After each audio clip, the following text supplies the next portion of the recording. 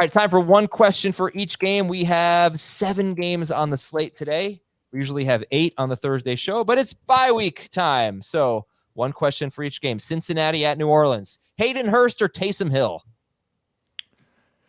Hill in non-PPR for sure. Hurst in PPR if Higgins is out. Agreed. Okay. Denver at the Chargers. Are we talking about a huge game for Melvin Gordon against arguably the worst run defense in football? It should be, but you have a few things at play. What's Latavius Murray's role? How will Russell Wilson hold up? And if they're trailing, is it going to be are they going to have the opportunity to run the ball? And I don't think it should be overlooked the loss of Garrett Bowles at the left tackle. You know, this offensive line hasn't exactly been fantastic, and now you're losing arguably the best player there. So, you know, not great in terms of what the setup could be for what should be a great setup. So I think you're starting Melvin Gordon, depending on who you're comparing him to, but I think he's got top 15 upside. Yeah, I think he's RB18. He's kind of the last running back that I want to start. There's more guys in my top 24 than I want to start this week for sure. And he's kind of the last one that I want to start. Is he ahead of Clyde Edwards-Helaire and AJ Dillon? Yes. Easily. Yes, Dillon for me, not Clyde for me. Okay. Buffalo at Kansas City. I was going to say beware of Helaire, but we already know that. So how about Gabe Davis and Isaiah McKenzie? Do you like them this week?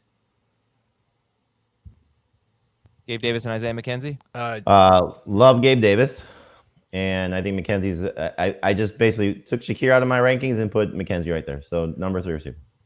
Yeah, McKenzie's more of a number 4 for me, but you're starting Gabe Davis. How many Bills wide receivers would you start ahead of your favorite Chiefs wide receiver? 2.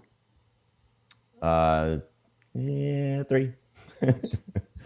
Heath, who is your favorite Bills or Chiefs wide receiver? I've got Juju and MVS basically back to back, but Juju is ahead still. They've been almost exactly the same guy. It's remarkable. I think Juju has 3 more catches, MVS has 1 more yard, and neither one of them has scored a touchdown. Jacksonville at Indianapolis. If Jonathan Taylor does not play, do you have any interest in a running back in this game? I would start Deion Jackson if no Taylor or Hines over Clyde Edwards-Helaire. I would start Deion Jackson over Clyde Edwards-Helaire and Travis Etienne and James Robinson. Agreed. Okay. There's a stat, though. I think the Colts have given up like 30 receiving yards to a running back in every game or something like that. I don't know if that's going to come into play, but they are vulnerable there. I'm going to ask the same question with the same wording because it's so funny every week. Minnesota at Miami. Are you feeling it? I mean, I think he's the number 3 receiver at this point. You kind of know what you're getting. If he scores, he'll be great. If not, you get maybe a decent PPR game if they decide to throw it to him. You know, it's a. I know he has scored, so it makes him different, but I don't really know that he's much different than Juju or MVS. Like, those guys are going to get 6 to 8 targets. They're probably going to be 50-ish yards, and if they score, they're good, and if they don't, they're not. Okay, here we go. Here's the stat of the game for I was going to save this for later, but we'll do it right now. Minnesota at Miami, stat of the game. It might be meaningless. Adam Thielen has had 7 to 9 targets in 4 straight games.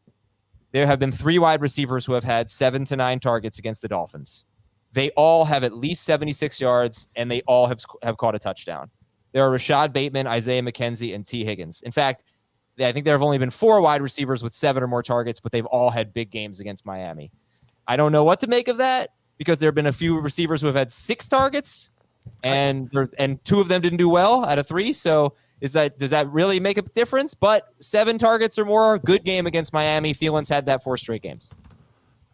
I think what that says, and it's true at quarterback for sure, is that the Dolphins so far, yeah, they've given up the 2nd most fantasy points to quarterbacks this year. The Dolphins so far have been a good matchup for passing games. We don't really expect that to continue, but so far they have been. Well, if Howard Byron Jones isn't going to play, he hasn't played all year. If Howard doesn't play, then I think they got a pretty bad. They were very bad secondary. Corners. Yeah, they have a great safety in Javon Holland, right? But it's their corners stink. So all right, we can talk a little bit more about that a little bit later. But like Thielen or Isaiah McKenzie or Juju Smith-Schuster. Thielen over both of them. Yep. All right. New England. The ones I struggle with, honestly, is Thielen and the guys tonight, McLaurin and Samuel. I've got both of them ahead of Thielen. The one I was struggling with was Thielen and Alec Pierce. And what'd you end up with? I mean, I feel like you got to go Thielen, right?